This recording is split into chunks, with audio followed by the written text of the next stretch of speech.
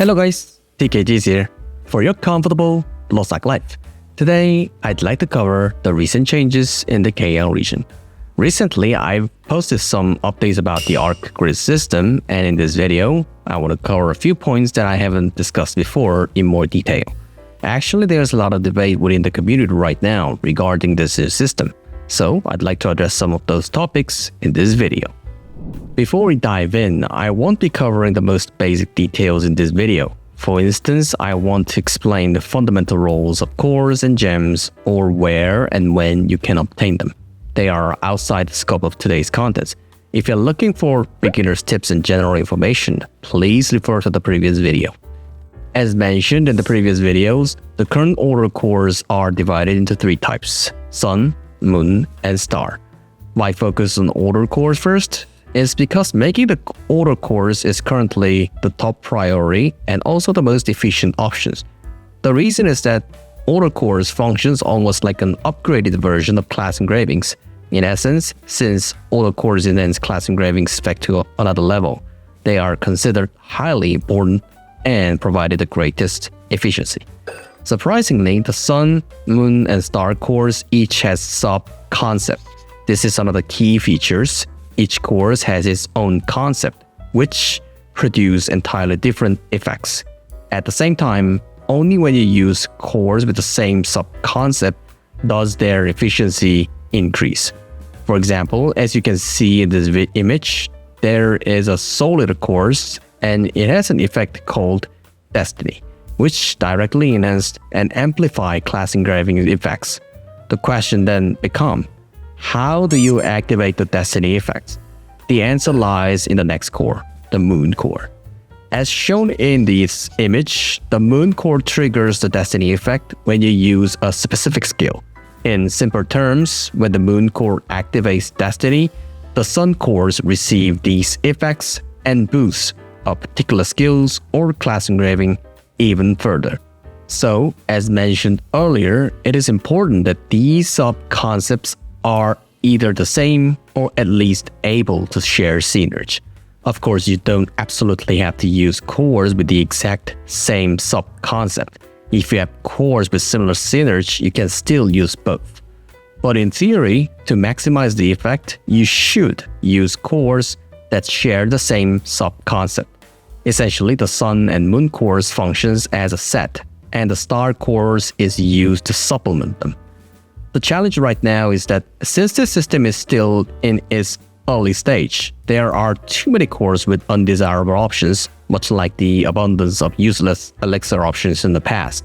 Therefore, rather than obsessively trying to match identical options and sub-concepts, it is actually more practical to mix three cores with similar options, particularly those with similar class engraving effects, for a more effective build. Additionally, as mentioned earlier, the performance boost from order cores is noticeably, if not overwhelmingly, more efficient compared to chaos cores. That's why, as a priority, it is important to focus on customizing your own set of order cores, specifically the Sun and Moon ones. To go a bit deeper, your top priority should be achieving 14 points for your order Suns and Moon cores, which lets you unlock the Destiny effect. One challenging aspect is that the root rates for relic and ancient level cores are extremely low compared to legendary ones. Currently, there's a lot of debate in the community because while you can reach 14 points with just legendary cores, is actually very difficult to accomplish. As mentioned in my previous videos, each core level has a set cost, and legendary cores have the lowest cost but can only equip 3 gems. So reaching 14 points is quite tough. And with the high demand for useful gems, their market price remains steep, making the build even harder to complete. Next, as for gems, there's really isn't much that different for what I covered in the previous video. Still, let me explain a bit more. Just like cores, gems are divided into orders and chaos type, and each one has its own sub-options. The stat and cost given by these sub-options differs as well. If you look at the gem modification interface, you will see there's a total of 4 options. The top and bottom options are for reducing cost and increasing specific points. These are the same ordered core points I mentioned earlier. The top and bottom options are fixed. On the other hand, the left and right options are assigned randomly, providing either DPS-focused or supporter-focused stats, depending on the characters. And as mentioned, these are random. In other words, when modifying gems, the top and bottom option are used to decrease cost and increase order points, while the left and right options affects your character's performance stats. One thing to keep in mind is that for each gem, the base cost value set by the sub-option is different. So you might ask, shouldn't you always just use the one with the lowest cost? That's true, but not the whole story. Higher cost gem can provide much better ceiling performance, as the randomly assigned left and right stats can be much stronger, as I showed earlier. So low cost gems require less investment, but their extra random stat tended to be less valuable. High cost gems need more investment, but the random stats are of higher value. If you manage to get higher tier cores like relic or ancient cores, slotting in a high quality gems can give you even better efficiency and benefits. But here's the real issues. Can you actually build a ceiling performance build easily? This system is quite different from the node concept in Path of Exile. The theoretically best combination currently available requires a setup with ancient cores at 17 cost, making it a purely theoretical build for now. The main problem is difficulty. As mentioned earlier, let me be honest, previously I thought the least relic cores would be reasonably achievable, but it turns out even getting relic is tough, and legendary cores are actually the most common. So you are essentially forced to try and craft the best build with the lowest possible combination, which just doesn't feel fair. Well, back to the main part. Jammed process involves upgrading the levels of the options located on all four sides. In theory, if you could make all these options at level 5, so a 5-5, 5-5 gem, that would be the best case scenario, right? So in theory, if you manage to craft 4 5-5, 5-5 gems where the left and right options are optimal, you'd have the absolute best performing Ark grid setup. But the issue is just how difficult and costly this is to achieve.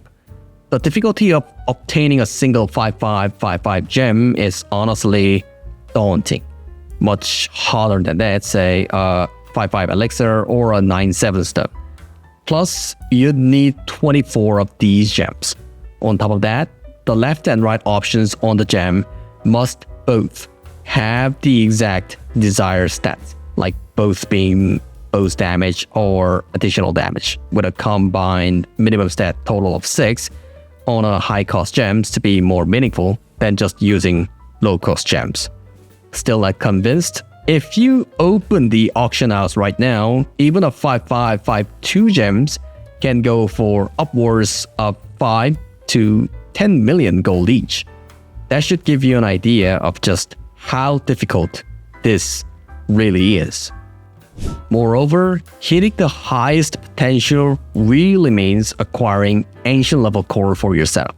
But ancient cores are incredibly hard to find. The drop rates is painfully low. Across the entire server, there are probably only a handful of people who have one. And even if someone managed to get 2, both would need to have matching options to be usable together, which at this point is basically impossible. As mentioned earlier, in reality, you will have to settle for legendary or relic cores, but those cores comes with a lower cost.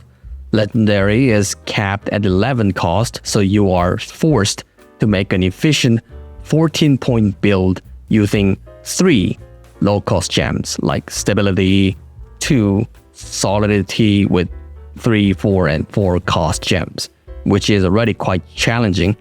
Relic cores are limited to 15 cores, allowing 1 Stability and 3 Solidity gems, so unless you manage to obtain an ancient cores, achieving a perfect, immutable attribute performance is nearly impossible. To put it plainly, it is just extremely difficult. Most people end up using legendary level, sometimes relic level, if they are lucky, and only the truly lucky will ever see an ancient course, making this content really only accessible to those few.